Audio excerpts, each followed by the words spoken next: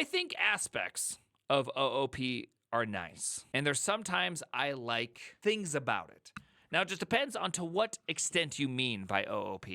Like, I do not like the word extends, okay? I do not like inheritance. Inheritance, 99.6% of the time is terrible. But there's just, there's always just that. There's always just an inheritance tax is wrong. Okay, the people don't understand OOP. OOP to me means only messaging, local retention, and protection and hiding of state processes, and extreme late binding of all things. Alan Kay, the guy who coined the term object-oriented programming.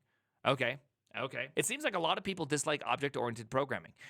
Functional bros, hey, can I get some Fs in chat for all my functional bros out there? Can I get some Fs in chat for all my functional bros out there? Lots of functional bros, okay? This is the gathering place of a lot of them. All right, how about this one? Let's invert it for a second. Can I get some O's in chat for those that like OOP? O's in chat if you like OOP. Okay, damn. Oh, okay. Oh, you know what we got to do? Before we start this, let's jump in here. Let's hit him with a poll, okay? Because this seems a little excessive, don't you think? OOP or FP? Yes to OO. Yes to FP. I program procedural. All right, let's see it. Epic typing, thank you. I haven't had coffee. Dude, I don't know if I can give up this coffee business. I don't know if I can. I'm feeling so weak. Right now, I've never felt more weak in my lifetime. I've never felt more weak in my lifetime. Damn. Okay, so I wasn't expecting this. What would JavaScript do? I don't know what JavaScript would do. Declarative or imperative? Declarative is the world's greatest scam. Really, declarative is the world's greatest scam, for sure. Because it always feels so easy, but then all of a sudden, as you use it, it becomes incredibly difficult. It's like super nice until it's super awful. How much coffee do you drink regularly?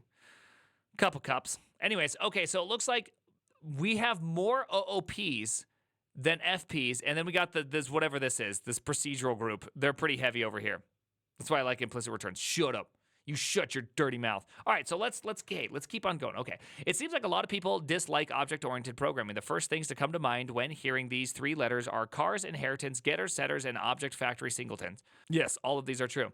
This always seems kind of odd to me. Not only do I like OOP, I feel that it often is the best / most obvious way to model a problem. All right, here's why I think it is. So I'd really like it if they could give whoever who wrote this, Sigma blog, my Sigma asterisk, if someone could tell me how much experience does whoever wrote this article have with functional programming?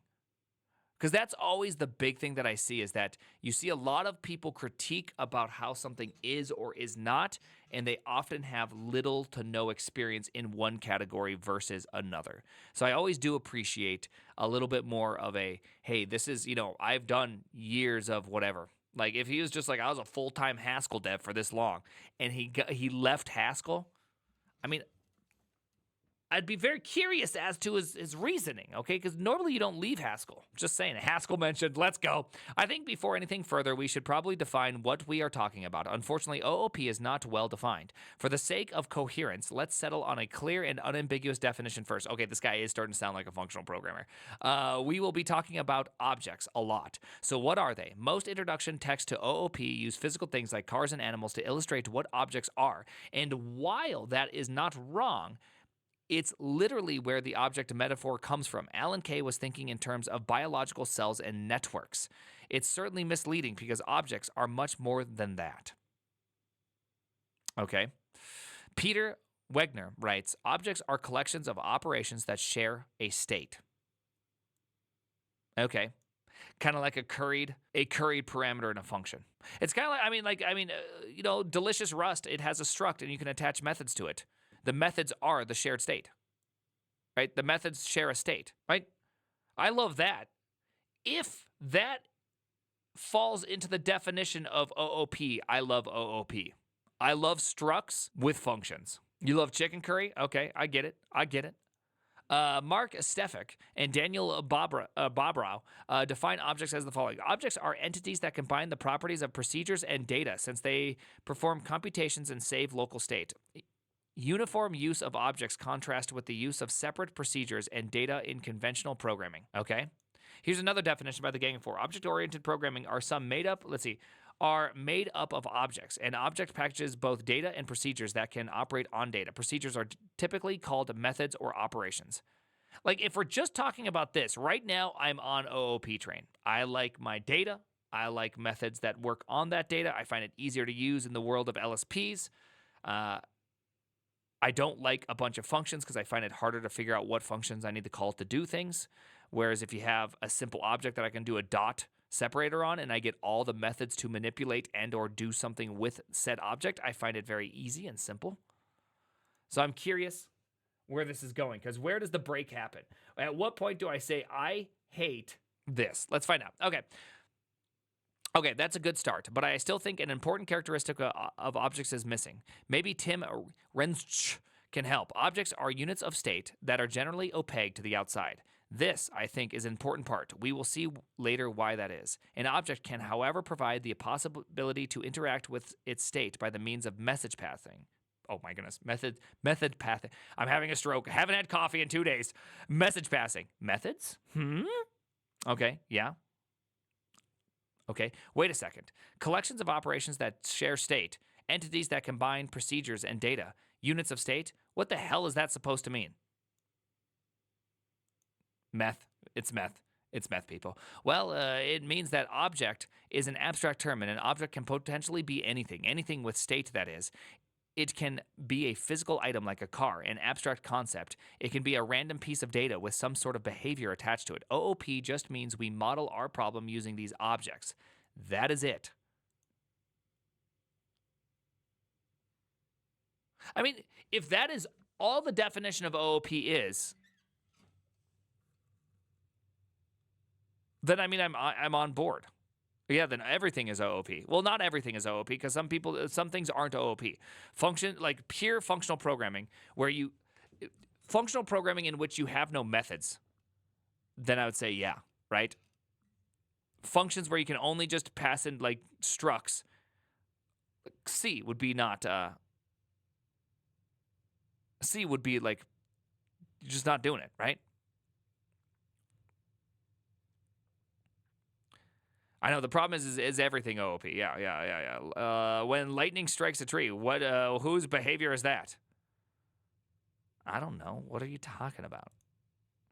What the hell are you talking? Why did I read that out loud?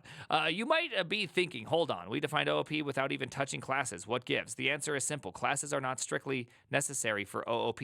A shocker, I know. Of course, we need to be able to construct new objects, and class-based languages are admittedly way more prevalent. However, this is not the only way to achieve the goal. Languages like JavaScript, although ES6 introduced classes to the languages, or Lua use the concept called prototype-based or prototypal OOP. Instead of providing a schema for constructing new objects, we use existing objects as prototype. This approach can have real-world benefits as it reduces the language complexity. I don't know if that's true at all. I mean, prototypal OOP is interesting. Like Lua's meta tables are very, very interesting, but it's most certainly, I would not call it simple. I would not say that it reduces complexity. They're weird as hell. They're not weird as hell. You have to, like, again, you can't fit them into the construct of what you already are used to. You have to kind of think a little bit differently, and they're really not all that bad. They're interesting. Just as a side note, classes don't need to be called classes. Languages like Go or Rust, and also C, to some extent, call them structs, for example. They do call them structs. It's hereditary. Another term, while not technically necessary, is often associated with OOP as inheritance. There are 2 reasons to use inheritance. Okay, I would love to see this. Rust, of course, Rust mentioned, because it makes sense, because it's just structs, right? Right now, okay, I think we got something here. I think we're seeing a more clear picture of what he means by OOP is not bad. Another term that, while not technically necessary, is often associated with OOP is inheritance. Boo. Can we get some, like, there are 2 reasons to use inheritance. First is to reuse existing code. However, in modern programming, this is usually discouraged in favor of object composition, an object inside another object. Yo, dog, I heard you like objects. Yes. Python, yeah, get that Python out.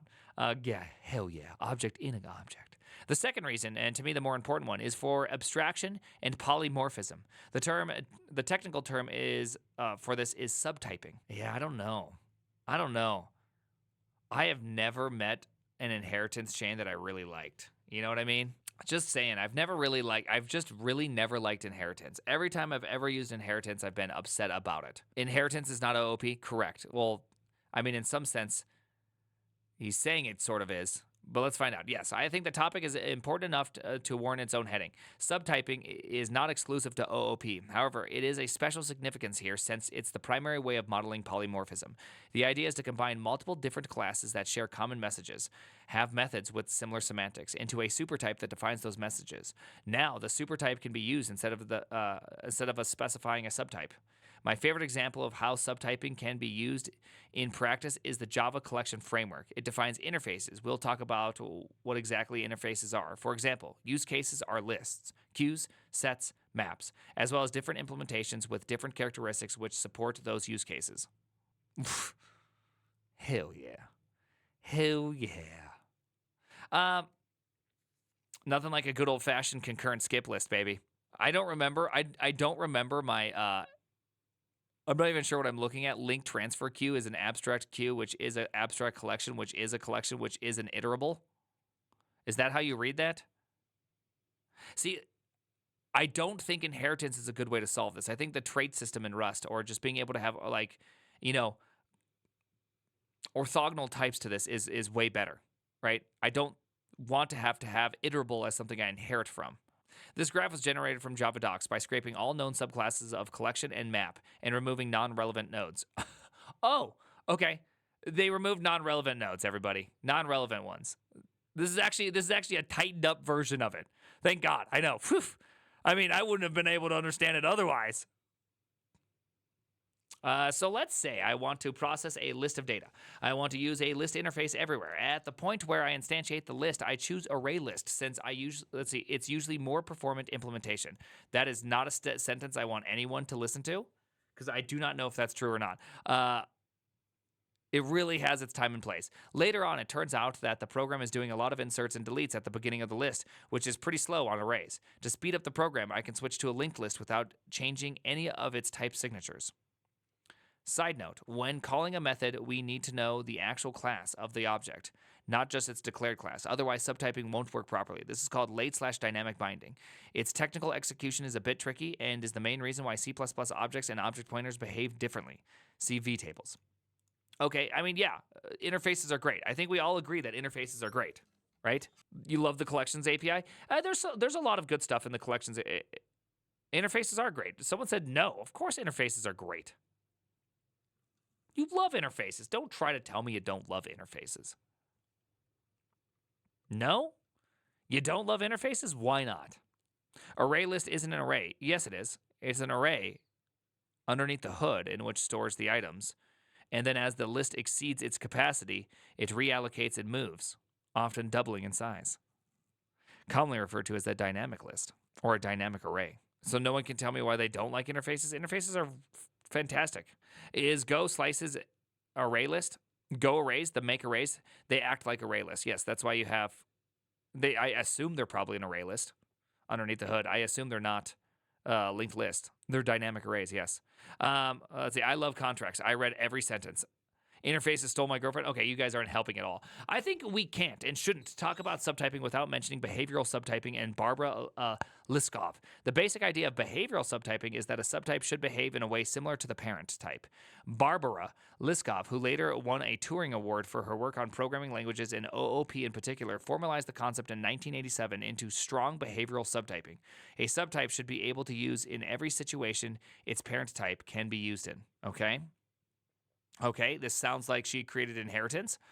Solid mentioned. I'm not really sure what. I don't know if I'm applauding Barbara. Maybe I should be. I don't know. Subtype requirement. Let this be a property provable about objects X of type T. Then only this should be true for all objects of Y of type S, where S is a subtype of T. Classic.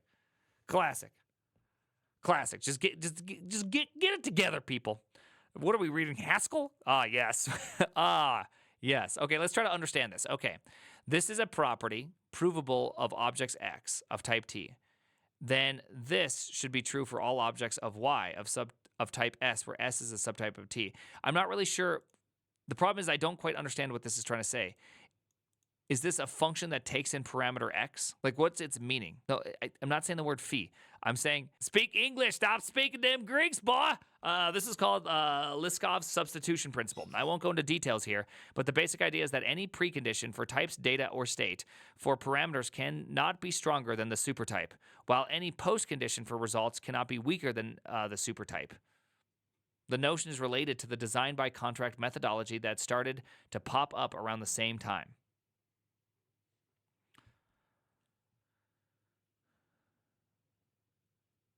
Oh, okay.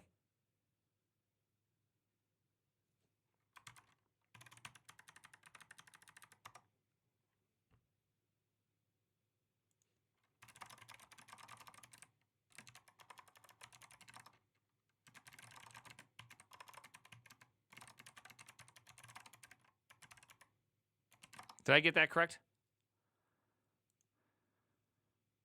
Oh, this was that stupid article we read. Liskov. How did I say it? I did Liskov's. Okay, yeah. Yes, I've been using ChatGPT to learn Roblox, okay? L.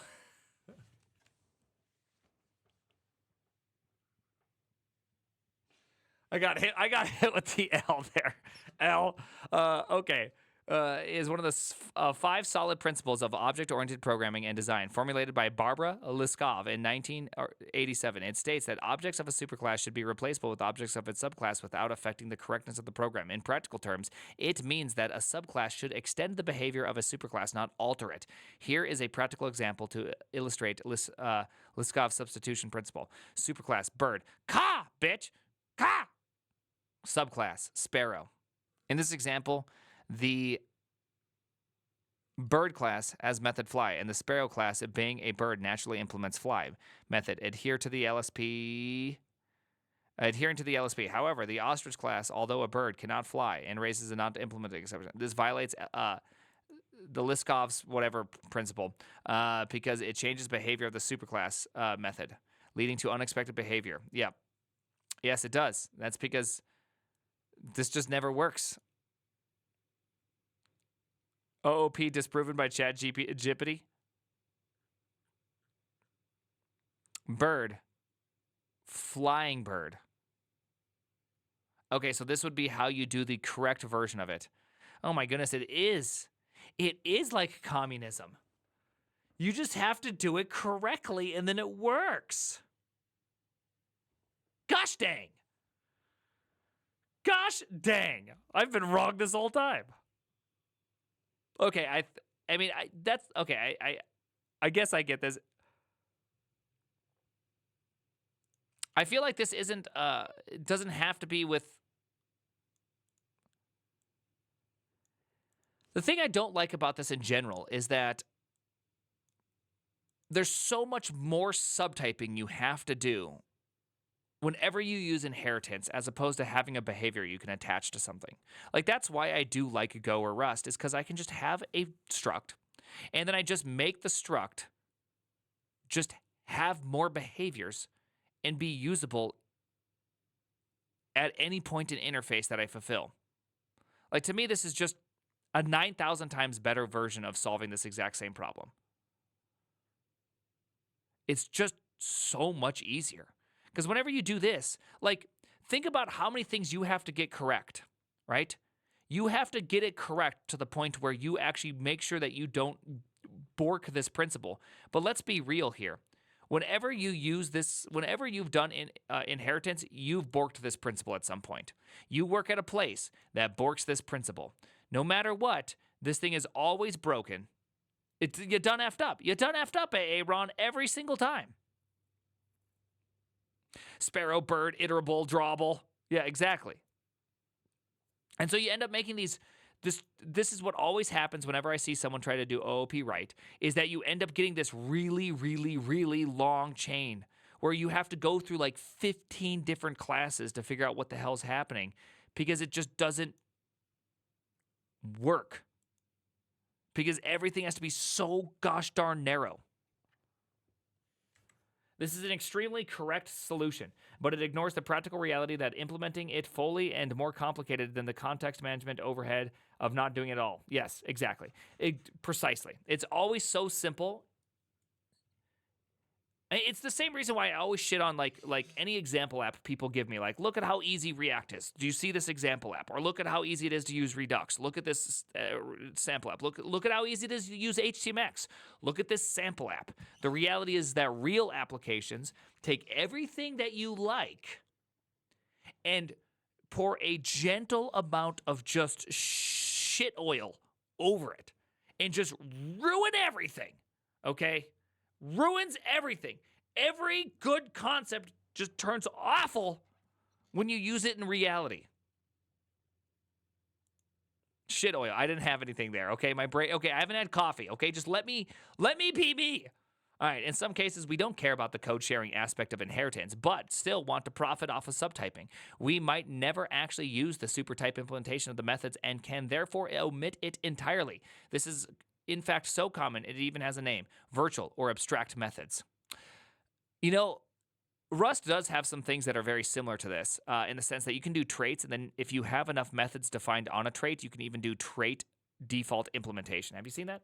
So you can actually have like what feels like an abstract class in some sense because the trait itself has a default implementation. It's interesting. Have you seen this? Have you heard about this? That's why I'm saying it. Rust is OOP all the way, baby. All the way. That's mostly because Rust is failing towards the C++ approach of implementing everything for everyone. Classic. Some languages, let's see, we might even end up removing all state from our abstract supertype and only use it as a stencil for defining methods. This is called an interface. Ooh, yay, interfaces. Some languages even go a step further. By the way, I think one of the biggest faults of a TypeScript interfaces is that it allows, well, there's actually a couple faults, but one of the big faults, ambient interfaced, make my dreams sad collisions are very, very sad. But the second one is also, which by the way, they can also be very, very nice, but the second one is also that they allow properties on an interface. I think properties are truly an implementation detail, and they should not be there. Just saying. Some languages go a step further and completely decouple interfaces from classes. There are two different schools of thought here. Yeah, I like the secral. Structural typing, as opposed to usual nominal typing, is when an interface implementations are not declared at all. You can simply use an object as an implementation as long as all the necessary methods are defined. This is statically checked at compile time. Examples of languages that support structural typing are Go. I actually really do like that, both for interfaces themselves and type constraints, and C++ for concepts. Yeah, but are concepts even implemented? Like, how long have concepts been around? How long have they been around? Are we actually getting concepts? And do I even really know what concepts are, even though I did read it once? Concepts feel like traits. Give it 10 years. Yeah. Concepts feel like traits. Conceptually speaking, yes. They need some time to marinate. Duck typing is similar, but the existence of methods is only checked at runtime. Languages use this pattern included Python and JavaScript. One disadvantage that's often cited is that it is more complicated to figure out which classes can be expected at a particular point in the program. Yeah, I mean, that's the whole, yeah, fully agree. Actually, so I'm a big fan of structural typing, by the way. I actually really like this because you get all the compile time goodies, but you get kind of like the ease of use of everything else. You know what I mean? Like, you don't have to say like, oh, I'm all these things. You just are those things. I am this thing. Now, I will say that with Rust, the use of turbofishes plus parse is really cool. I like that. I prefer type unions or Rust enums to interfaces most of the time. Enums give you a list of types that you can accept and do pre-type implementation or per type implementation. Interfaces force you to be abstract. Yeah, but there's plenty of places that you need interfaces, like parsing. The from trait in Rust is a great example. You just need to be able to parse something to something else. It just has to be an interface. You know what I mean? It can't be an enum. Anyways, the second pattern doesn't seem to have an established name yet. The idea is to declare that the class implementing an interface after the class was already defined. An example of a language that does this is Rust with traits. Unfortunately, traits is a horrible name for this concept, since traits usually just refer to mixins.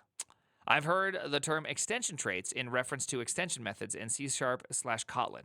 These nuts. This doesn't seem to be very common either. Another language that supports this feature is Haskell. They call it type classes, but Haskell is arguably not object-oriented. Arguably. One would argue that Haskell is not object-oriented. Okay, yes, I do agree traits is a terrible name, because once you know what a trait is, then it makes still some not sense, but I just use that word because that's what I know now. All right, hide and seek. The term that is often used with OOP is encapsulation. There are actually two applicable definitions of the term. The first one refers to bundling data with behavior, the object metaphor, and the second one refers to restricting access to the state only to the object itself. I would like to focus a bit on the latter since I think a lot of people don't understand it properly.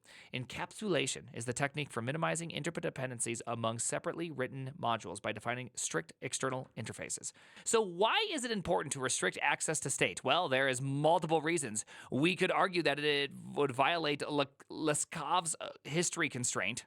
Well, I didn't know about Liskov's history constraint now, did we? I feel like I need to wash it. Normally I order larges and they fit nicely. Encapsulation versus abstraction. Yeah. We're kind of on the encapsulation. Ligma history constraint, classic. But I think I think it's much more practical to look at it from the perspective of a developer who wants to refactor the code base. Let's say we want to change the internal structure of an object, like in the list example earlier. Maybe we want to switch from an array list to a linked list, but if other components are reliant on the internal state, in the case of the array list, this could be an internal primitive array. We cannot easily change it. We would need to find all places outside the class where the internal structure is referenced. The problem gets even worse when the class is exported and used by modules that we might not even control. Again, this is why I said earlier, this is like precisely the reason why I said earlier that interfaces in TypeScript that allow properties was a great mistake. You look more buff in this one? I've been feeling buff, okay? I've been feeling like I'm getting in shape these days. I have been sore for like the last 8 weeks straight, and I'm just sick of it. Sick of it. Open, closed principle. Open for extension, closed for modification. Object coupling and class cohesion are often talked about encapsulation. Object coupling describes how much different objects depend on each other. High object coupling, or we talk about afferent or efferent coupling, implies that objects in question rely a lot on each other, which usually means they should be one single object instead. If objects rely on each other's internal structures, they are highly coupled. Class cohesion describes the same characteristic but from a different perspective. It's a measure of how coherent a class responsibilities are. A class should ideally represent one idea and only do stuff related to that idea. Low class cohesion usually means high object coupling and vice versa. Okay, so these are some of those things that, normally I would love to agree with all these things. Yeah, if you just use composition, you don't have this problem. Again, a lot of these problems I feel like are self-made problems. I think, Judo, you are very, very correct in the sense that a lot of these problems that we're reading are purely problems created by people who love OOP. And now we have OOP problem. Whiteboard masturbation, there's a lot of whiteboard masturbation in OOP. And it can be very, very difficult to follow along because there's just so much of it.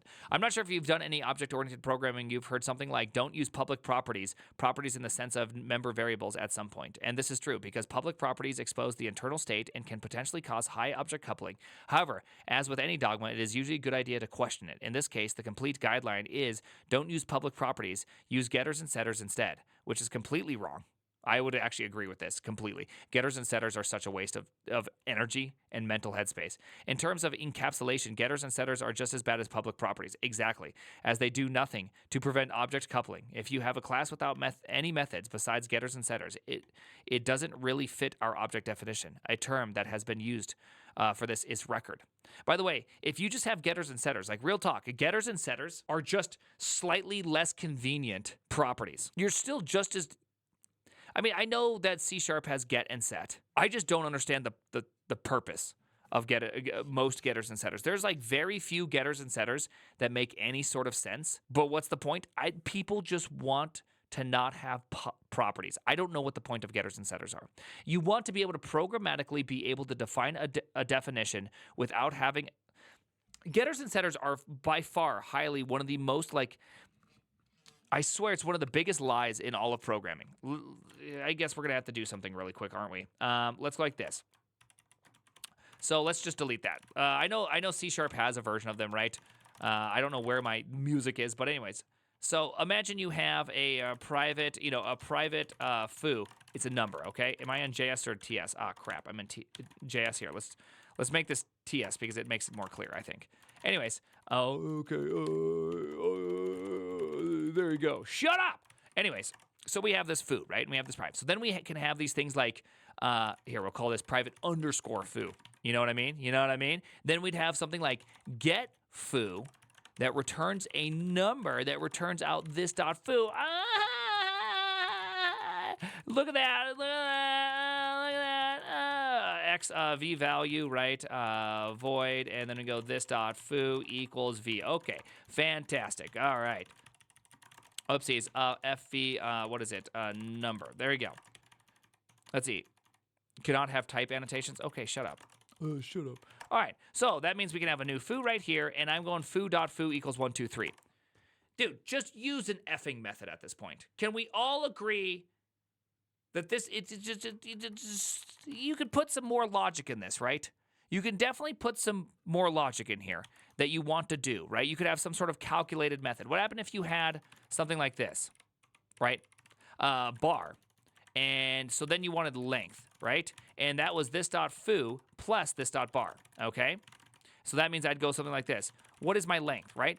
Oh, look at how nice that is. That's really, really nice. In fact, I have an exact use case for this exact thing right here. Did you know that? I have an exact use case because if you build yourself, say, a request queue, you have two different lengths, right? You have the items queued, right, which is an array, let's just say, and then you also have in-flight requests, which is going to be a number. So the length is actually those two numbers put together, right? It's going to be this dot in items queue dot length plus this dot flight request, right? Or you can just stop being a jackass and just use an effing method, okay? Just use a method, okay? Why are you doing this to yourself, okay? What are you doing? What are you doing? Request queue, okay? Just stop it. Just use a method, okay? Save the parentheses, but it makes it, dude, it just, somehow, it is such a lie to do this, right? This feels like you're lying, like, computed properties are always just, I genuinely feel that they're kind of dangerous. You know what I mean? I just feel like whenever you use a computed property, you're doing something in which is a little naughty. And you should ask yourself, why am I doing a computed property? This is the thing. If you actually want to use this with interfaces, you have to recognize that a programming interface doesn't specify a data type. It specifies a transport. Otherwise, it's an abstract class or template, which are not the same thing. Facts. And if you go with a computed property, you know, it doesn't really work out in the interface sense of the world, right? I would name it compute length. Okay, great. I would name it length. In fact, I wouldn't even name it length. I would name it len, okay? Because that is who I am, okay? That is what I would do. I would name it like that. And then I'd have its counterpart method, empty, which returns boolean, which would be len equals 0, okay? Oh, my goodness. Oh, my goodness. All right, there you go. Look at that. All right, fantastic. Or just L. L doesn't make any sense. Len is perfectly fine. Len, it makes high-level code look like assembly language. No, it doesn't make it look like assembly language. Where do you guys get off? You guys don't program enough Rust, okay? Go program some Rust and come back to me. Lenin, communism. Lenin, communism. Anyways, all right. Okay, so what is OOP? OOP is related to state and behavior are bundled into units, objects. Other properties object-oriented languages may have are classes, prototypes, encapsulation, subtyping, and inheritance. Let's look at the modern languages, at least top 15. Okay, here, I'm going to zoom this out just because it's a little bit easier to look at these things. JavaScript, Encapsulation. Okay, this is wrong. It does have encapsulation. Modern JavaScript does have privates, right? Python, not on a language level. Okay, fair. Yes, I mean, Python, can't you inspect values in closures? Let's see, TypeScript. Classes, it also has encapsulation. No, JavaScript also has, if you use, you can also use this, right? Right? And that means I can't access foo, right? Like that's real. It actually does have it, and that's at a language level. And when you string JSON stringify it,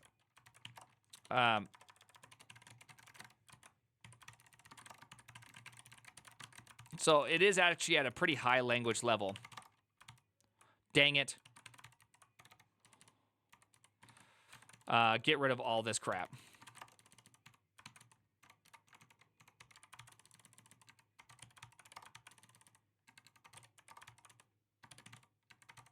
There we go.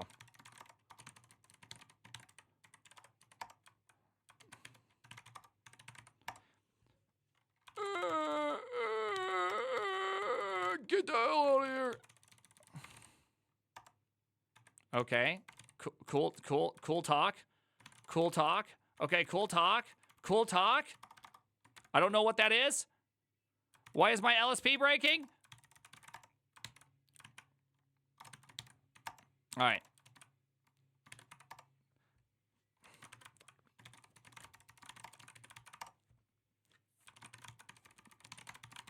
I take out everything. Look at that. See, notice that it only printed foo69. It didn't, in fact, actually print the private property. The private property is actually private. Yes, I'm ignoring the fact that all that other shit just happened, okay? Do you even note? Today, if you want to ship your project on schedule and minimize the amount of tech debt, you forward, use go. Yeah. Anyways, you get it. All right, some good stuff in here. No one cares about these ones. C#, C, none of them. Okay, it doesn't even have objects. Well, I mean, are structs objects?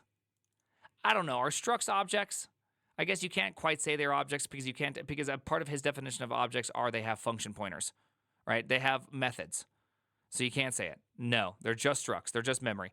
C has perfect encapsulation. PHP, go, yeah. PowerShell, didn't even realize that was a language. Go, on a package level. And structural typing, best typing. Honestly, it's best typing. I think structural typing might be my favorite typing. Right? It might be my favorite typing. I thought I loved Rust nominal typing / extension traits, but I think I actually like structural typing better. Just in general. Okay, so let's see. Now that we have a good understanding of what exactly OOP is and what we can expect from a language that implements the OOP paradigm, let's take a look at some common points of criticism. I shamelessly crowdsourced most of the following part by asking my friends what they hate about OOP. But what are objects? What? So objects can be anything, right? So how do I know what should be an object? When should I combine things? What should be separated? Well, that's called experience, bro. And this exists in or not in object-oriented. Like that's called programming, dog. Well, in the end, that's just practice and experience. So with time, you'll get a feeling about what shouldn't be an object. However, to get started, there are some tricks that might help you. Here's what the Gang of Four has to say. Dude, it's that skill issue going on here. Object-oriented design methodologies favor many different approaches. You can write a problem statement, single out the nouns and verbs, and create corresponding. By the way, if you're hitting me with nouns and verbs and you're talking about programming, I already know that you're hitting that whiteboard too hard. Okay, I don't know about all this. I don't know about all this nouns and verbs and adjectives and participles going on here. Or can you focus on the collaborations and responsibilities in your system? Or can you model the real world and translate the objects found during analysis into design? There will always be disagreement with approaches on which approach is best. Speedy things go in, speedy things come out. OOP is slow, or so I've heard. The rationale is that the vtable lookups are overhead compared to direct function calls. I don't know I don't actually know whether that's true, so I decided to test it. The test setup is as follows. I wrote the same program, a Turing machine, checking for binary palindromes 3 times, once using object-oriented programming, once using structural programming, using only functions, loops, tuples, and arrays and stuff like that, and one using functional programming for good measure. I measured everything in C++, so it's an equal playing field. Also, C++ has the first class functions / lambda expressions for functional version. Hell yeah, it does. Everybody loves. Who here doesn't love C++'s lambdas? Aren't they just so good? Yeah, there you go. Thank you, Jamely. Appreciate that. That's what I always like seeing. What am I capturing? What are the arguments? Where's the function body? It's just like, damn, son. I don't even know what the hell's happening. There is 100,000 test cases. The total time is measured. The compiler is Clang 1403, and the target platform is Apple Silicon M1. I can test each with both O0 and O3. For the OOP implementation, I made sure not to rely on heap allocation since the context switches would probably completely ruin the runtime. I did, however, use inheritance, the template pattern to be specific, to make vtable lookups as realistic as possible. The structured version also allocates everything on the stack. I built 2 different versions. The first one uses tuples in the translation table lookup. However, I wasn't sure how tuples are implemented under the hood, and I wanted to avoid using objects by accident if possible, so I wrote another version that only relies on functions. But it turns out the results were so close I couldn't tell the difference. Does that mean FP is winner or loser? Is this how many cycles we're doing, or... As we can see, the structured version is marginally 5% faster than the object-oriented one. Okay, hold on. Okay, so more is worse. More is worse. You know, this just tells me you got some skill issues going on. You got some skill issues on the functional program. If you actually wrote something that is 10 times slower, you got some skill issues. Oh, Camel is dead. That's just skill issues. That's skill issues for sure. When using O3, the performance is basically identical. So my guess is that C++ optimizer was able to get rid of whatever impacted the performance. The functional implementation is not even remotely close. To a certain extent, this is probably caused by the benchmark I chose. Turing machines are inherently stateful, which is pretty awkward to model in a functional way. Did you model it well, though? Did you? Another aspect is that even though I use C++14, which supports return type inference, I was forced to use standard function template as a wrapper for the lambda expressions. Anonymous types are a pain in the backside, which, according to my tests, are quite a bit slower than native lambda expressions. Okay, so he might have forced himself to use something that wasn't very swift. I don't remember programming a Turing machine. You're programming on a Turing machine. Have you ever thought about that? I should have probably done some more rigorous statistical tests or at least calculated the deviation, but honestly, I was too lazy. I may write up an update on proper analysis later on. In case you wanted to do some tests on your own, feel free to send me the results afterwards. The source code is on GitHub. Also, I should probably apologize for the horrible code. C++ is not my native language, and I hacked it together in an hour or so. Again, dangers here. Dangers. Anyways, without rigorous statistics, my conclusion of the test is that there is only a very small difference in performance. Adding more abstraction layers or using different data structures probably has more significant impact. Agreed. Agreed. This article is a skill issue. This article is not a full skill issue. There's a lot of good insight here. However, other benchmarks on embedded systems have found 10% performance penalty compared to procedural implementation. Let's go procedural. Another paper comparing the performance of different aspects of OOP as well as different design pattern has shown that virtual functions, which I used in my implementation, can impact the performance negatively. The template pattern, which I also use, can decrease the performance by about 3 to 4%. But this may also be this might also just be because it relies on virtual functions. By the way, whenever you see percents and stuff like this, I would just completely disregard most of this. It might slow it down. It might slow it down.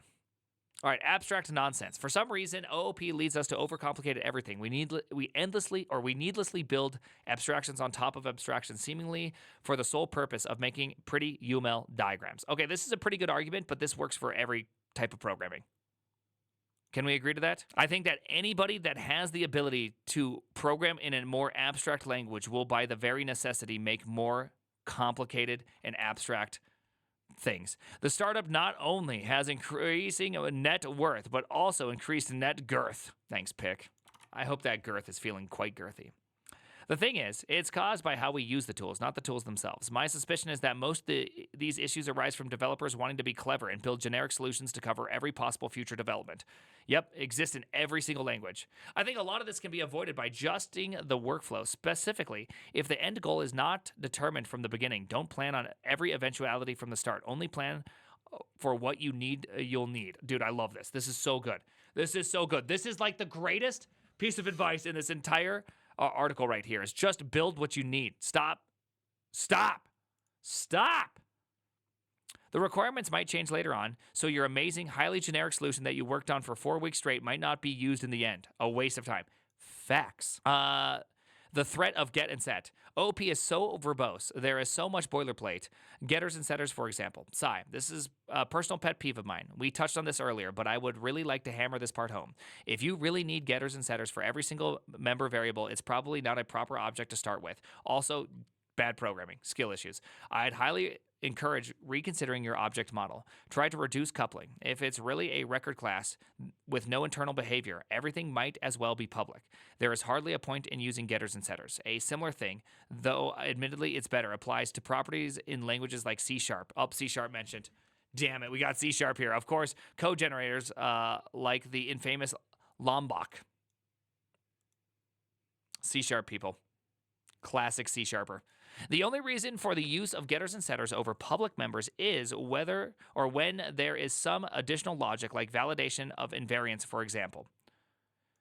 That's fair. I still think it's just dangerous. I think you should use a method and not a getters and setters.